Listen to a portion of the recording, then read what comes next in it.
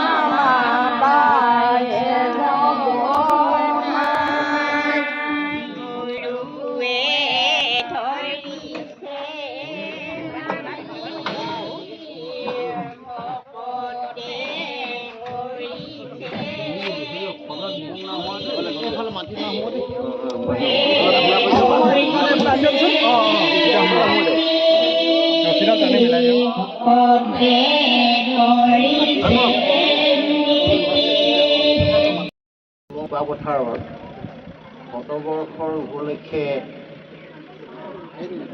লাই খুটা পুতাৰ দিন ভিৰ পৰিছে। তাতে আমাৰ আজি পুৰুষ মহিলা সকলো ইয়াত উপস্থিত আছে। এই অনুষ্ঠানত লাই খুটা কি? লাই খুটা হ'ল যিকোনো এটা অনুষ্ঠান বা স্থায়ী ঘৰ নিৰ্মাণৰ কাৰণে প্ৰথম খুটাটো পুতাই হৈছে লাই খুটা। আমাৰ শতবৰ্ষৰ উদযাপন অহা অক্টোবৰ মাহৰ 26 আৰু 27 তাৰিখে দুদিনীয়া দিন কাৰ্যসূচীৰে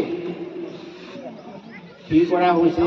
তাৰ বাবে আজিৰ দিনটোত এই লাই খুটাটো স্থাপন কৰা হৈছে।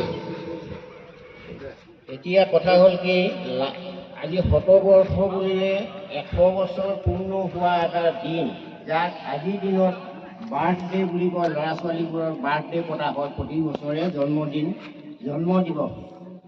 আমাৰ হলং বোকাপথাৰ গাঁওখনো আজিৰ দিনটোত 100 বছৰ ধৰি দিছেহি। গতিকে লৈ আমি এই 100বৰ্ষীয় উদযাপন সমিতিত আজি গাঁওখনৰ অঞ্চলটোৰ এই গাঁওখনত জন্মদিন হিচাপে বুলি ধৰি ল'ব পৰা হয়। এই 100টা সুদীৰ্ঘ 100টা বছৰ পাৰ হৈ যোৱাত আমাৰ গাঁওখন কেনেকৈ প্ৰতিষ্ঠিত হ'লহি, ইয়াত প্ৰথমে কেনেকৈ হৈছিলেহি, তাৰ ইতিবৃত্ত আমাৰ স্মৃতিগ্ৰন্থখনত বিভাগত এইবোৰ সম্পূৰ্ণ লিপিবদ্ধ হৈছে। মই সেইখিনি কথা ক'বলৈ যোৱা নাই এতিয়া।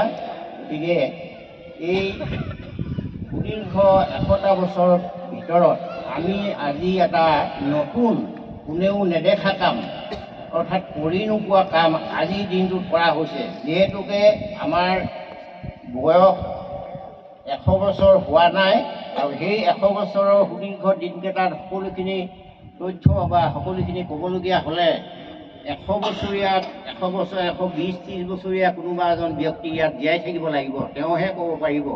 গতিকে আমি সকলোৱে এইটো নতুন এটা উদ্যম লোৱা হৈছে, যাতে এই ভৱিষ্যতে এইখিনিকে আলম লৈ ভৱিষ্যত প্ৰজন্মই যুগে যুগে এইটো থাকি যাব পৰা এটা স্মৃতি ৰৈ যায়, তাৰ বাবে আমি প্ৰয়াস কৰা হৈছে।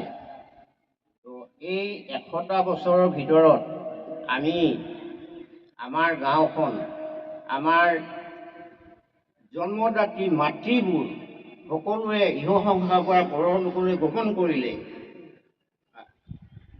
কিন্তু আমাৰ এই জন্মদাত্ৰী গাঁওখন আজিও এই নাবালিকা পাঠ্যবৰ অৱস্থাতেই আছে।